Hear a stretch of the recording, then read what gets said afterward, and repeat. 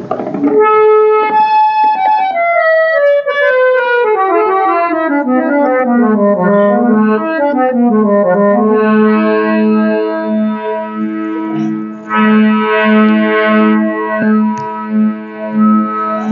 तो कस्तूरी कुंडल बसे और मृग ढूंढे बनमाए, ऐसे घट घट राम है सोची न ढूंढा तिल पाए। हाँ, तो यहाँ पर उपस्थित मेरे सिद्ध पुरुष, इच्छा रूपी, ज्ञान स्वरूपी व ज्ञानाधिकारी एवं समस्त मेरी माता बहनें, मेरे बुजुर्ग, नौजवान व छोटे छोटे बच्चों, आप सभी को आचार्य दास मुन्नालाल प्रेमी का कोटान कोट नमस्कार। चलते हैं वीडियो की तरफ। जब वह चेला वेद, शास्त्र, पुराण यानी 28 ग्रंथों से गुजरता हुआ पूरे ब्रह्मांड में खोज करते हुए और उस पर्वत पर आखिर में वो शरीर के ऊपर आ गया है, और शरीर में भी यानी नेत्र ब्रह्म से जब वो चेला संतुष्ट नहीं होता है, यानी 36वें महात्मा गुरु से चेला संतुष्ट नहीं होता है, तो उसी सुमेरगिर नामक पहाड़ पर आगे के लिए प्रस्थान कर देता है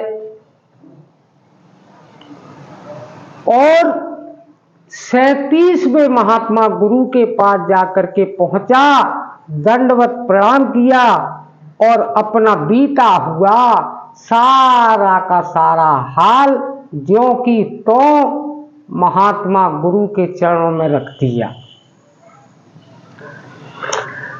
तब महात्मा गुरु कहने लगे कि मेरे ज्ञान में तो भाई मन ब्रह्म है,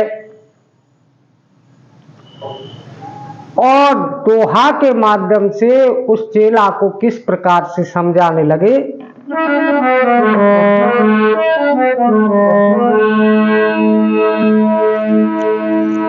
ये तो मन के हार हार है और मन के जीते जीत, पार ब्रह्म को जानिए सुमन ही की प्रतीत। महात्मा गुरु चेला को समझाने लगे कि मन के हारे हार है और मन के जीते जीत, और पार ब्रह्म को जानिए मन ही की प्रतीत। आगे समझाने लगे, पास में उस चेला को बैठा लिया है। आहा, कैसे समझा रहे हैं।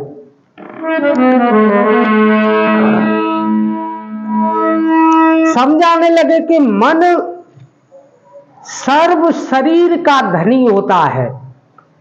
ये मन है, वो मन सर्व शरीर का धनी होता है। जैसा मन चाहता है वैसा ये शरीर करता है, और सर्व व्यवहार पाप पुण्य मन के अधीन है बेटे। जितने भी पाप पुण्य, जितने भी व्यवहार हैं, वो सब मन के अधीन है।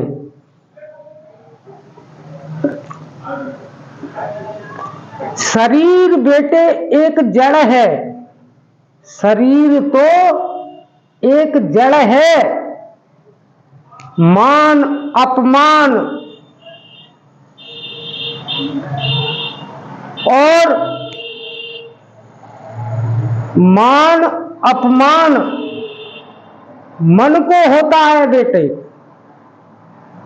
मन ही जान सकता है, शरीर नहीं जान सकता। मान अपमान मन को होता है और ज्ञान ध्यान पूजा पाठ भक्ति प्रेम सब मन के अधीन है बेटे। मन स्वप्न में स्त्री बनाकर देखता है, भोग करता है, क्षण मात्र में 14 भुवनों को बना के देखता है। मेरे ज्ञान में तो मन ब्रह्म है। और आज महात्मा गुरु उस चेला को कीर्तन के माध्यम से किस प्रकार से समझाने लगे, सुने। जगत में मन देहि को राजा,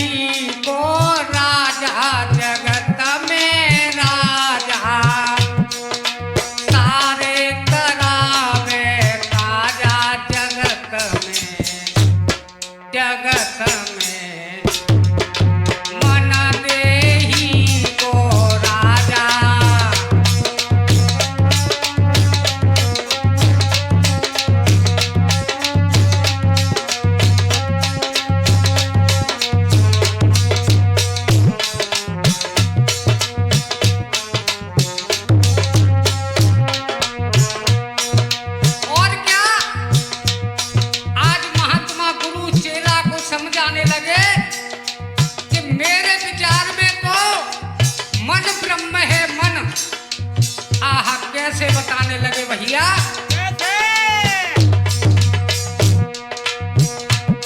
अरे दसऊ इंद्री जाके बस में, जाके बस में,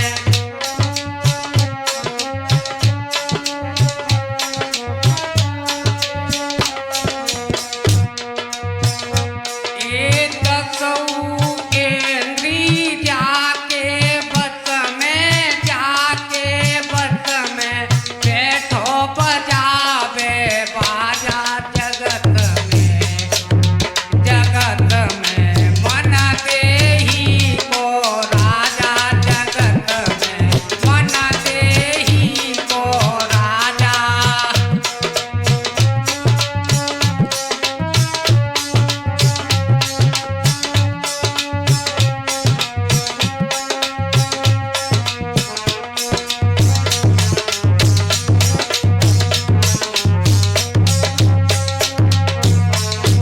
और क्या, आज महात्मा धीरे धीरे धीरे धीरे उस चेला को समझाने लगे। कैसे भैया भीकम सिंह? कैसे समझाने गुरुदेव? अरे ना कछु खावे ना कछु पीवे,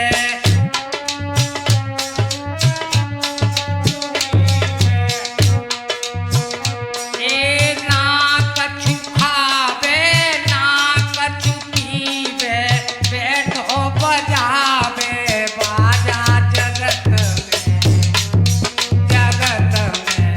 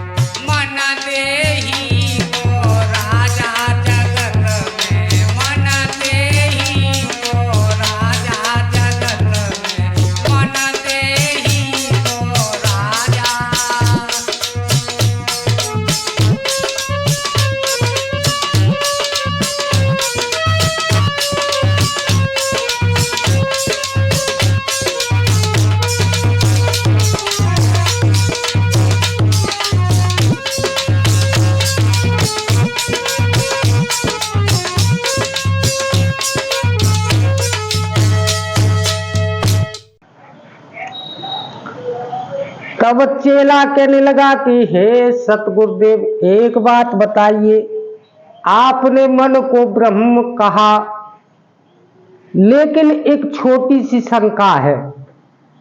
महात्मा गुरु कहने लगे बताइए। तब चेला महात्मा से कहने लगे कि हे गुरुदेव, अंतःकरण में 5 इंद्रिय हैं, यानी अंतःकरण में 5 इंद्रिय होती हैं। अंतःकरण मन, चित्त, बुद्धि और अहंकार। इन 5 में से मन एक इंद्रिय है गुरुदेव।